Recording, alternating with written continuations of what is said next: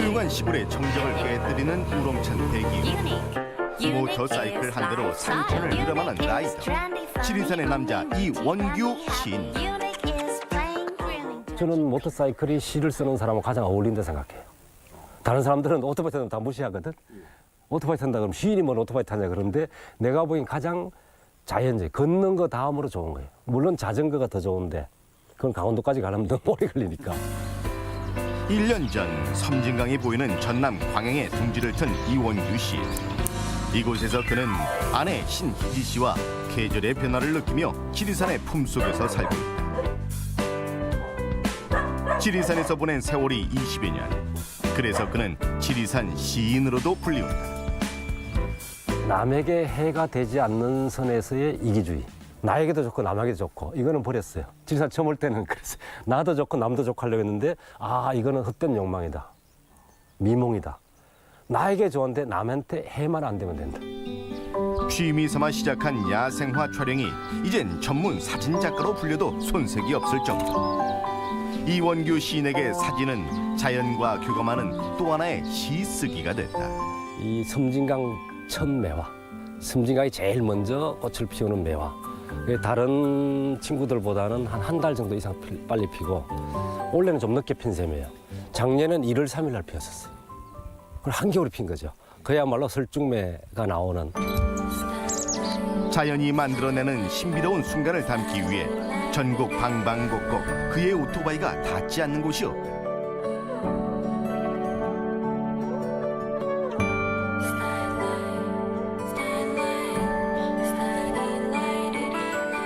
내 글을 사진으로 보여주겠다. 사진 한 장이 시 한 편과 맞먹는 영상이 있을 수 있겠다. 사진이 곧 시일 수도 있겠다. 특히나 다른 사진 작가들이 흉내내지 못하는 밤하늘의 별과 나무를 담은 사진은 그 하나라도 시적이다. 모터사이클 타고 달리면서도 산의 골짜기 슥 훑어보면 어떤 빛이 바짝하고 보여요. 들어가 보면 야생화 피어 있어요. 미세한 그 빛이 탁 눈을 찔러요. 바람처럼 자유로운 영혼으로 행복을 노래하는 이원규 씨. 그의 특별한 인생의 행복 지금 함께 떠나본다.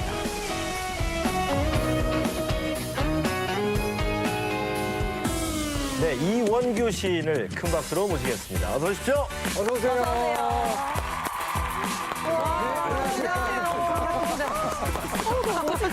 아니, 바이크 헬멧을 이렇게 들고. 직접 복장을 실제로 그 복장으로 오신 건데 방송국에 오실 때 실제로 오토바이를 타고 오신 거예요? 예, 오늘 섬진강에서 출발해서 예. 여기까지 123km 정도 되더라고요. 봄바람처럼 달려왔습니다. 봄바람처럼 오셨네요, 정말. 그 바이크라고 하나요? 오토바이라고 하나요? 오토바이는 이제 일본과 영어가 섞인 거고 예. 보통 모터사이클 예. 모터사이클. 줄여서 바이크. 바이크. 바이크. 예. 아니, 근데 그 바이크는 고속도로 같은 거 못 하잖아요. 예전에는 우리나라도 고속도로 들어갔었습니다. 그런데 80년 초반에 어느 분들이 예. 경부 고속도로에서 네. 대통령 경호 차량을 추월했답니다. 그래서 그 다음 날로 교통법 50 몇 조가 바뀌고 전 세계 이제 고속도로 못 들어간 나라가 이제 우리나라하고 중국하고 몇 군데가 있고 일본 같은데 유럽은 다 다니죠. 근데 우리는 아직 위험하다는 인식 때문에 예. 혹시 그 바이크에 뭐 애칭 같은 것도 붙여주시나요? 제가 지금 타는 게 이제 검은색입니다. 검은말. 아, 그럼 그 오토바이가 몇 대 있으신가요?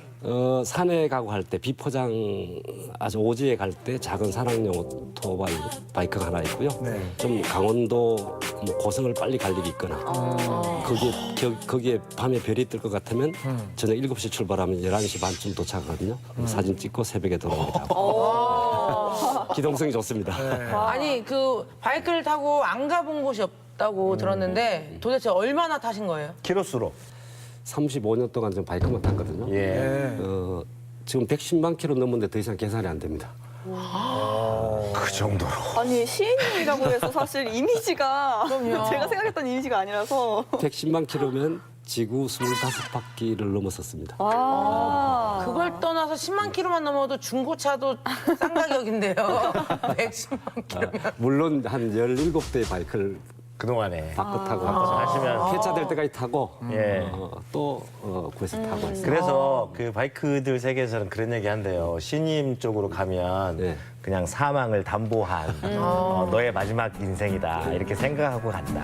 네. 옛날 말로 우리나라에서는 이제 과부 제족이라고 네. 과부 제조텔이라고 들어봤어요. 바이크를 한 대 팔면 뭐 한 대 팔면 네. 파는 사람은 좋죠 돈을 버니까 그래서 속으로 돌아서서 아이고 어떡하나 어떡하나 또 과부 한 명 생겼네 이런 말이 있어요. 대개는 이제 남편들이 저걸 타고 하도 바깥으로 많이 돌아다니니까 네. 집에서 외로워하시는 분들이 생기니까 이제 그런 얘기도 나왔는데 자 이제 본격적으로 얘기 나눠보기 전에 우리 한재진 위원께서 이원규 시인의 프로필을 네. 읽어주시기 바랍니다.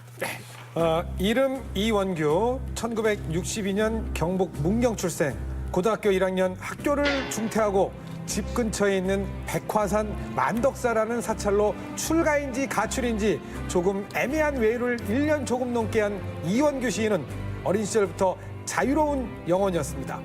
산에서 내려온 뒤 독학과 검정고시로 1982년 계명대학교 경제학과에 입학, 1984년에는 월간 문학의 시인으로 등단한 이원규는 대학 생활을 어렵사리 마친 뒤 중앙일간지 기자로 10년을 보내게 됩니다.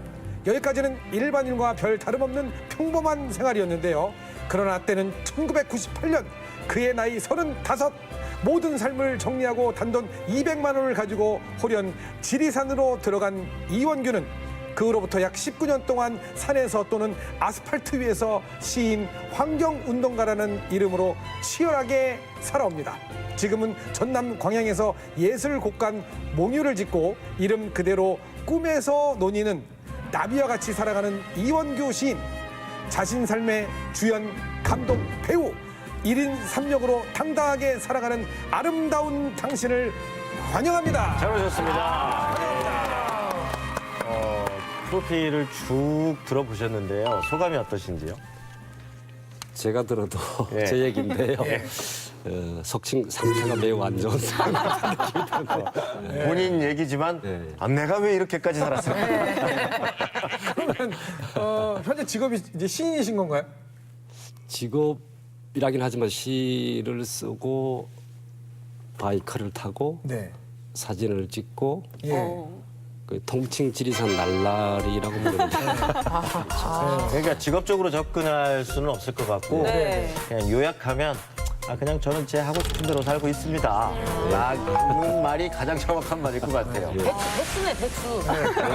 그러네. 그 직업들이 많으시잖아요. 네. 시인, 사진작가 뭐 이렇게 있는데 뭐라고 불리시는 게 제일 좋으세요? 좋은 말로는 이제 아까 백수란 말이라든지 예. 아, 그 이원규 백수님은 막 이렇게. 도에 이르는 풍류도라고 있습니다. 근데 그걸 한글로 하면 날라리입니다. 한글로 하면 날라리가 되죠. 예, 예. 그래서 이제 내 몸과 마음을 내 마음대로 할 수 있다는 것, 오. 하려고 안다는 것. 예. 사실은 우리 그렇게 잘 못하고 살잖아요. 네. 예, 여러 가지 제약이라든가 현실이라든가 이런 거에서 용기를 내지 못하고 사는 게 일반적인 우리네 인생인데 네. 과감하게 자기 하고 싶은 대로 이기적으로 아주 남들이 어떻게 됐던 간에 그냥 내가 하고 싶은 대로 그냥 쭉쭉쭉 날라리 백수 합쳐 날백씨라고 부르죠. 날백 이원규 선생님. 그 시인님의 하루 일과가 정말 궁금해요. 정말 바쁘실 것 같기도 하고 좀 이렇게 세월아 내월아 하실 것 같기도 한데. 저는 하루를 굉장히 길게 삽니다. 네. 그런데 사실 아침 11시에 일어날 때도 있고 예. 새벽 3시에 일어날 때도 있고 예를 들어서 이제 오늘 같은 날은 별이 좋은 날이거든요. 이러면 저녁 7시에 출근을 합니다. 이제.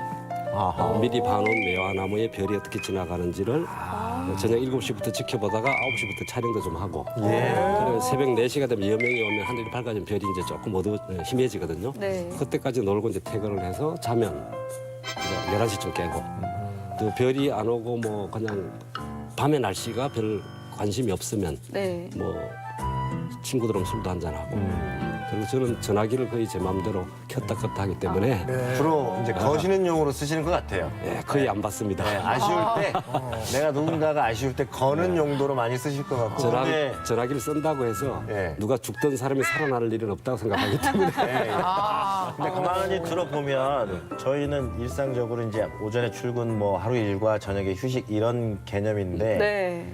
우리 날백 이원규 선생께서는 그 주기가 자연의 주기하고 맞춰져 있는 것 같아요. 예, 특별한 약속이 예정돼 있는 거 어쩔 수 없이 돼 있는 예. 거 말고는 제가 가고 싶은데 네. 오전에는 서쪽으로 갑니다. 왜냐하면 모터사이클 타면 동쪽으로 가면 눈이 부시기 때문에. 그렇죠. 그래서 오후에는 동쪽으로 갑니다.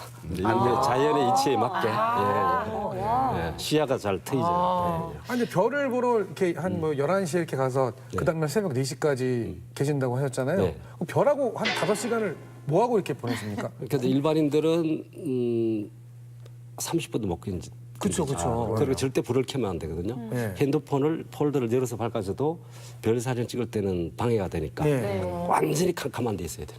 예. 이제 저는 거기에 익숙하고 네. 그때 고요함, 그때 이제 때로는 사진을 찍고 있는데 사실은 문득 시가 쓰여지기도 하죠. 거기서.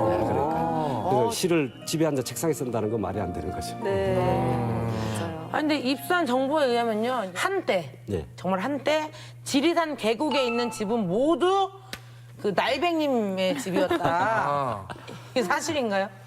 제가 이제 전라북도 남원, 경상남도 함양, 하동, 전라남도 구례, 또 경남 산청만 못 살아보고 지금 섬진강 건너 광양으로 갔는데요.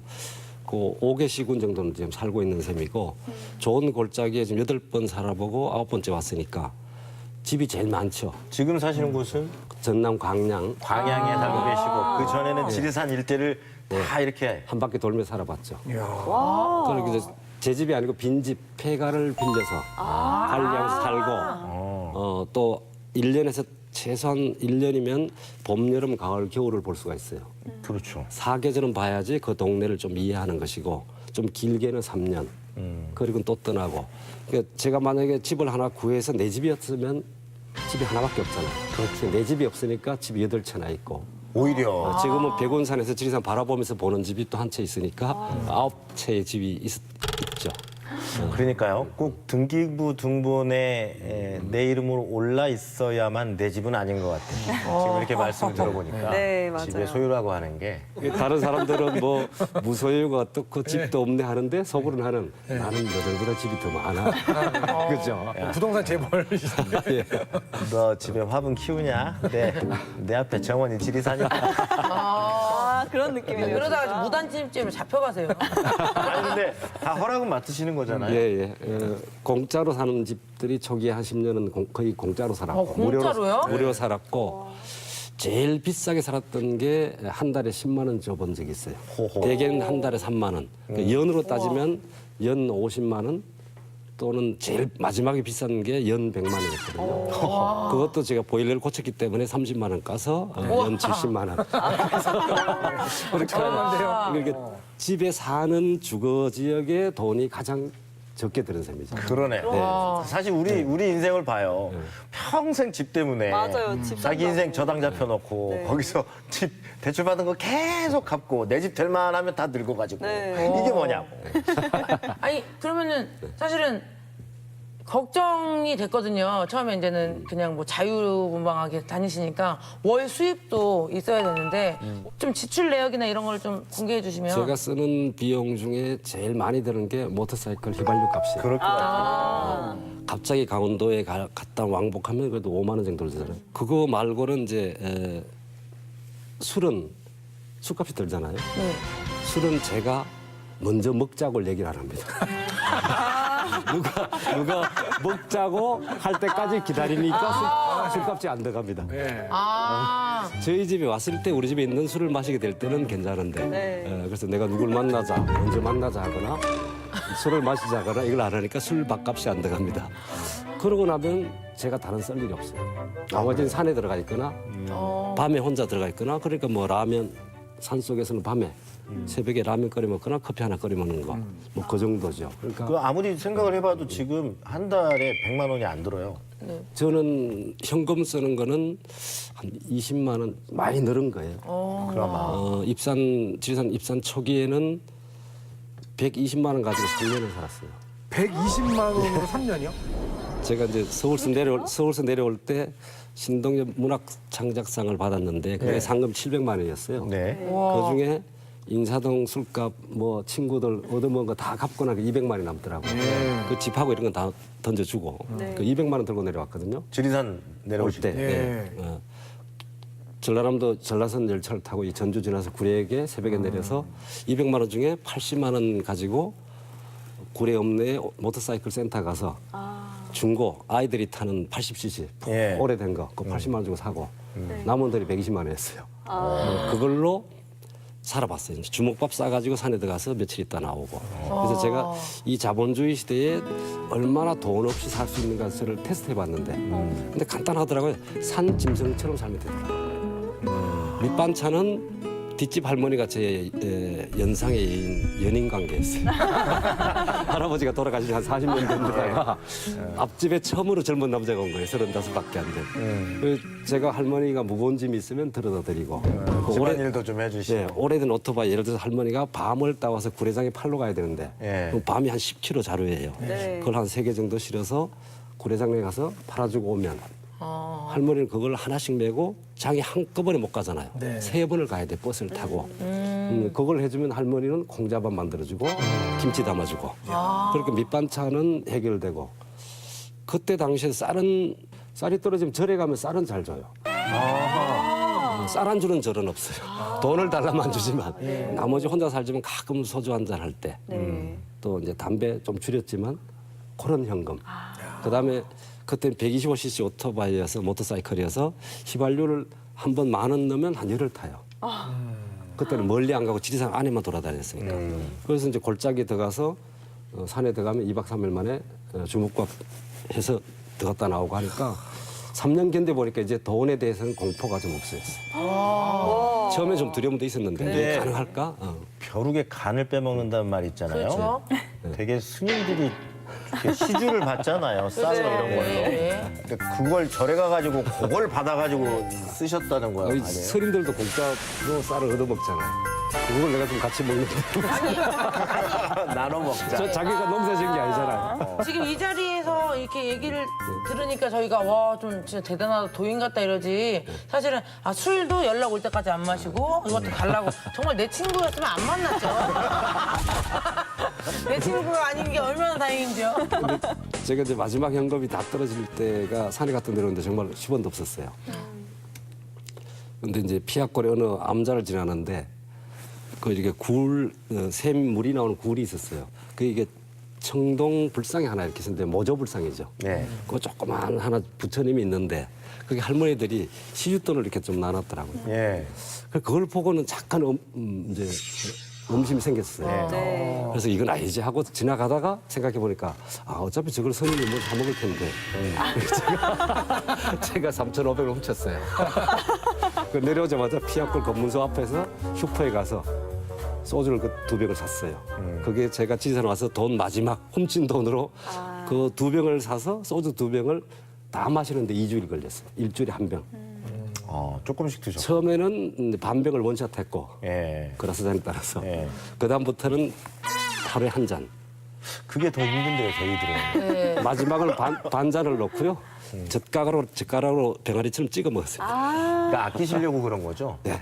그런데 이제 조금 깨달은 게 술을 한꺼번에 많이 마셔도 취하고 소주 반 잔을 넣고 젓가락으로 찍어 먹으면 1시간쯤 걸리거든요. 찍어 먹는데 예. 취하는 건 똑같더라고요. 딱 떨어졌어요. 한 병이나 한 잔. 한 잔에 똑같더라고. 아니 그러면 수입은 전혀 없어졌던 거예요?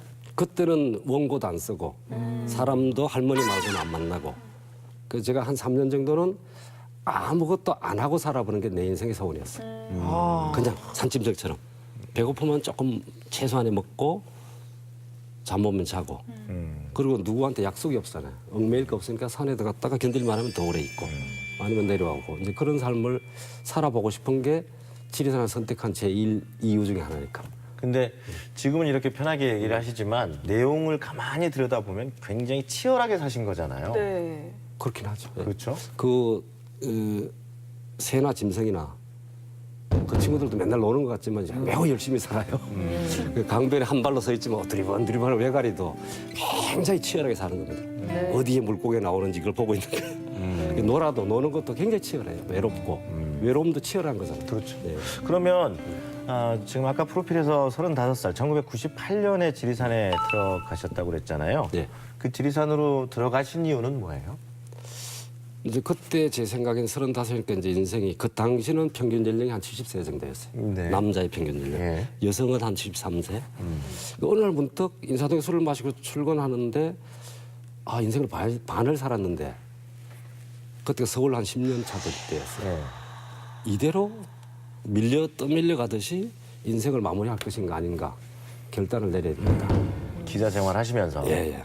그런데 이제 어머님이 97년 대선 전날, 대통령 선거 전날 돌아가셨는데 어머님이 돌아가시면서 내일은 좋은 일이 안 있겠나? 너도 좀 편하게 살아라. 반유언 같은 말씀하셨어요.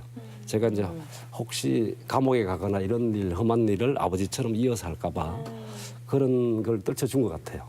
근데 그 다음날 정말 김대중 선생이 당선이 됐어요. 그러니까 저는 정치적인 민주주의 운동에 했던 것도 부담이 어느 정도 떨칠 수 있었고 또 어머님이 돌아가셨다는 건 저한테는 해방이에요. 왠지 효도를 해야 될 것 같은 또 사표를 내면 상처받을 것 같은 그 두 가지 건이 한꺼번에 떨어진 거예요. 그래서 제가 어머님 사무제 때 무덤에 가서 절을 하고 어머님 고맙습니다. 이승에서 고생하셨으니까 어머님도 아버지 일찍 가신 아버지 만나서 행복하시고 나도 이제 내 마음대로 살아보겠습니다. 본인 위주로 많이 생각을 하시네요. 네, 저는 처음에 생각은 자리 이타, 나에게도 이롭고 다른 사람에게도 이로운 삶을 살아야겠다. 이렇게 좀 공공선에 이걸 유지했는데 지리산 선택하면서 그걸 버렸어요. 아니다. 그러면 나에게는 나에게 이렇고, 철저히 이기적인데 예. 남을 이롭게 하진 못하더라도 죄를 좀 덜 짓고 피해를 안 주고. 남에게 해는 덜 끼치는 예. 뭐 그 삶이 내 남은 삶에 그걸 이 노선을 선택하지 않으면 내가 늘 누군가를 뭘 해야 된다는 중압감. 그래서 한번 욕 먹더라도 돌 던지면 돌 맞더라도 나를 위해 큰 선물을 하나 주자. 그래서 고향 문경을 갈까 생각했더니 고향 가서 내 마음대로 못 살 것 같아요. 네. 외삼촌도 살아계시고 그래서 주변에 이제 시선들도 있고. 조금 상태가 안 좋은데 동네 어른들이 그럴까요? 저 자식 저거 와서 술 담배나 마시고 싫습니다는 놈이 오토바이 타고 왔다 갔다 하고 네. 정상으로 안 보이시죠? 그걸 고민하다 보니까 아 나를 모르는 동네를 가야겠다. 전 경상북도 문경 출신인데 네. 지리산에 취재 때문에 인연이 많이 있었어요. 현대사 네, 네. 때문에. 그래 지리산에 가면 특히 전라도로 가면 내 말을 잘 못 알아듣겠다. 나도 전라도 말을 할머니 말 잘 못 알아듣겠다. 정말 그 섬진강변 외딴집 처음 살 때 할머니 말을 제가 30% 못 알아들었어요. 그 할머니도 마찬가지예요. 서로. 정말 편한 거예요. 너무 잘 알아들을 필요가 없는 거예요. 적당히 소통은 다 되지만, 그죠? 그 정말 이게 언어가 잘 안 되는 것도 행복하구나. 이제 그런 게 자꾸 지리산이 또 워낙 크니까 한 골짜기 1년씩 살아도 내 남은 생 35년은 살 수 있겠다. 한 3년은 정말 이제 그렇게 살고 그 다음은 이제 소통을 시작했죠. 네. 그러면 어찌됐든 그냥 꽉 짜여진 생활을 뒤로 하고 네. 지리산으로 사시면서 만족도는 높으신가요? 제가 저를 못 믿겠어서 사실은 기자할 때 지금 노숙자라 불리는 분들 있죠. 예. 그걸 최초 럽보 기사를 제가 썼었어요. 직접 예. 그 속으로 들어가셔가지고. 보름 동안 노숙자가 돼서 예. 제 이 모습에 좀만 바꾸면 바로 노숙자거든요. 지금도 얼굴이 좀 비슷하죠. 수염 좀 머리 좀 하면. 저도 뭐 그닥 어렵지는 않아요. 네, 힘들지 않게 섞일 수 있어요. 그래서 그때 제가 한 게 이제 노숙자란 말을 처음 홈리스라고 처음 했어요. 그전에는 행렬병자라고 불렀어요. 모든 언론에서도. 맞아요. 그걸 제가 외국 개념의 홈리스란 말을 쓰고 노숙자로 개념으로 럽보를 해서 97년에 IMF가 왔었잖아요. 그 노숙자가 많이 늘어났었어요. 네. 그 취재한 게 있어서 제가 사표 내고 사실은 바로 전라선 밤열차를 탄 게 아니고 일주일 더 들어가 있었어요. 노숙자 일주일 더 하고 서울역에 그 역전 파출소 앞에 내가 신문지 깔고 누워있던 자리에서 좀만 와서 돌아보면 제가 근무했던 서소문에 빌딩 8층 내 자리가 작가였어요. 거기가 바라보이는 데를 올려다보면서 지리산 가서 절대 포기하고 서울로 돌아오지 않을 것이다. 이렇게 각오를 했죠.